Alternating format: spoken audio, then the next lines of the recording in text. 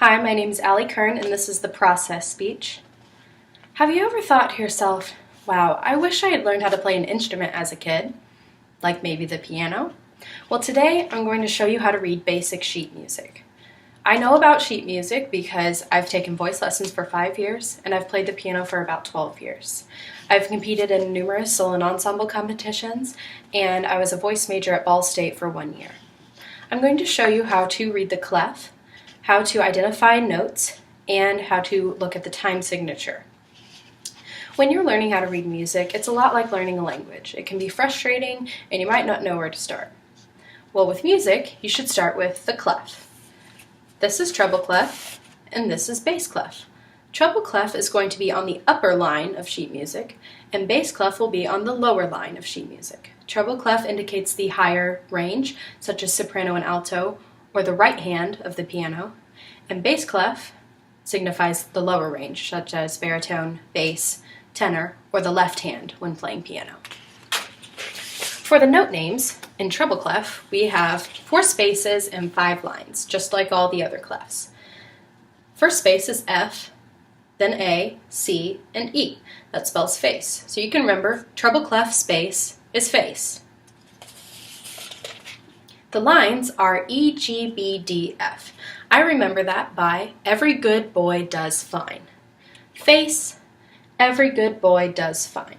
For the bass clef, we have A, C, E, G for the spaces. I remember that by all cows eat grass. For the lines, we have G, B, D, F, A. I remember that by Grandma bakes delicious fudge always. All cows eat grass. Grandma bakes delicious fudge always. Next, let's take a look at the keyboard. Here we have just a small snippet. It's not the entire keyboard, obviously, but what you want to do is start by finding middle C. Middle C is, just like it sounds, right in the middle of the keyboard. From middle C forward is going to generally be treble clef. From middle C backwards is generally going to be bass clef. And you notice that the notes go in order. A, B, C, D, E, F, G. And then we start over at A, and it repeats thus forth from the middle C to the end of the keyboard, from middle C to the beginning of the keyboard. Next, I'm going to show you about time signatures. This is 4/4. There's lots of time signatures, but today we're just going to focus on 4/4. The top 4 means that there's 4 beats in a measure. The bottom 4 means that the quarter note gets 1 beat. A quarter note is a circle filled in with a stick. When we are learning rhythms, we want to use takadimi. There's other ways to do it, but takadimi is the most effective. When you see a quarter note, you're going to say ta. It's worth 1 beat, ta. Next we have eighth notes. These are eighth notes. They are circles filled in with a stick. If it's a single eighth note, it will have a flag. If it's 2 eighth notes, they'll be joined by a bar. When you see eighth notes, you're going to say tari.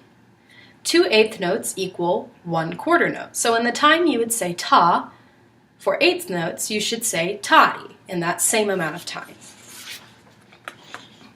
Here is an example of some music. We have treble clef, 4/4 times, so there's going to be 4 beats in this measure. The quarter note will get 1 beat. We have 3 quarter notes, 2 eighth notes. So it would sound like this. Ta, ta, ta-dee, ta. Now that we know what the rhythm sounds like, we can put notes to it. The first note we know is going to be an F because this is the first space in the treble clef, and it spells face, so F is the first space. The next line is G, F, G, and D. I know this is D because the first line in treble clef is E, and the note that comes right before E is D, just like in the alphabet.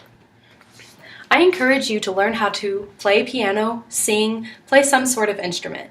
Music is amazing. It can open your mind to a whole new world, and you can really show off to your friends.